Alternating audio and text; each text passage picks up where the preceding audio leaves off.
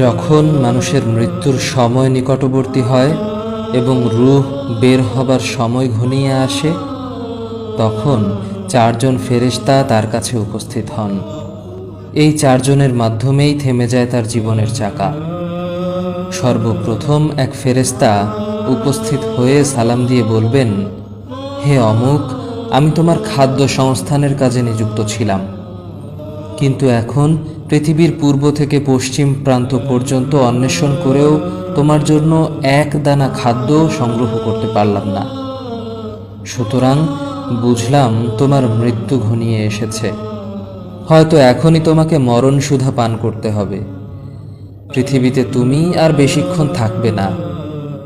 অতঃপর দ্বিতীয় ফেরেশতা এসে সালাম করে বলবেন, হে আল্লাহর বান্দা, আমি তোমার পানীয় সরবরাহের জন্য নিযুক্ত ছিলাম, কিন্তু এখন তোমার জন্য পৃথিবীর সর্বত্র অন্বেষণ করেও এক ফোঁটা পানি সংগ্রহ করতে পারলাম না।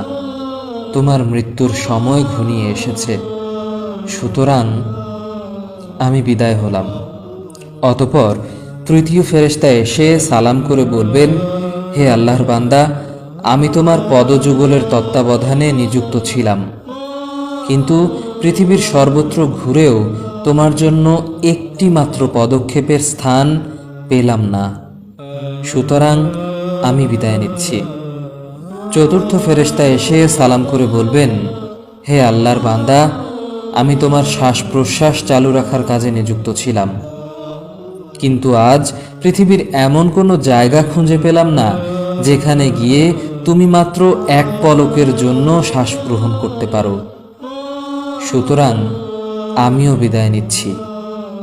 অতঃপর কেরামান কাতেবিন ফেরেশতাদ্বয় এসে সালাম করে বলবেন, হে আল্লাহর বান্দা, আমরা তোমার পাপ পুণ্য লেখার কাজে নিযুক্ত ছিলাম, কিন্তু এখন দুনিয়ার সব জায়গা সন্ধান করেও আর কোনো পাপ পুণ্য খুঁজে পেলাম না।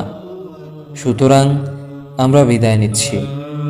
এই বলে তারা এক টুকরো কালো লিপি বের করে দিয়ে বলবেন, হে আল্লাহর বান্দা, এর দিকে লক্ষ্য করো।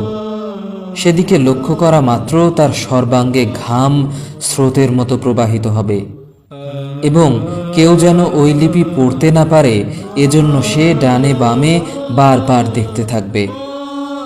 অতঃপর কেরামান কাতেবিনও প্রস্থান করবেন। তখনই মালাকুল মউত তার ডান পাশে রহমতের ফেরেশতা এবং বাম পাশে আযাবের ফেরেশতা নিয়ে আগমন করবেন।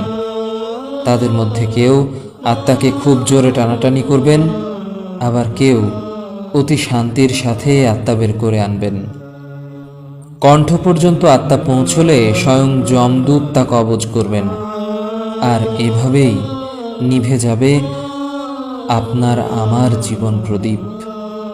হে প্রিয় ভাই, হে প্রিয় বোন, চলে যেতে হবে। কেউ থাকবো না। দুনিয়া থাকার জায়গা না। এই যে ব্যাংক থেকে লোন নিয়ে সুদ ঘুষের টাকা এক করে আমরা যে ঘর বানাই, মরে গেলে কি আমরা এখানে থাকবো? টাকা পয়সার জন্য পাগল হয়ে থাকি আমরা, কিন্তু এটা আমার আসল ঘর নয়। যেই গোসলখানাকে এত সুন্দর করে টাইলস দিয়ে ইটালিয়ান ফিটিংস দিয়ে বানালাম, সেখানে কি আমার শেষ গোসল হবে?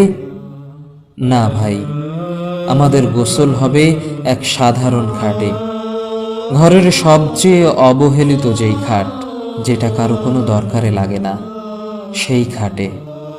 আমাদের ঘর হবে কবরে, গভীর অন্ধকার সে ঘর। হে আল্লাহ, আপনি রহমানুর রহিম, আপনি দয়ালু। আপনি আমাদের সবাইকে খাঁটি মুসলমান বানিয়ে কবরে নিন। আমিন।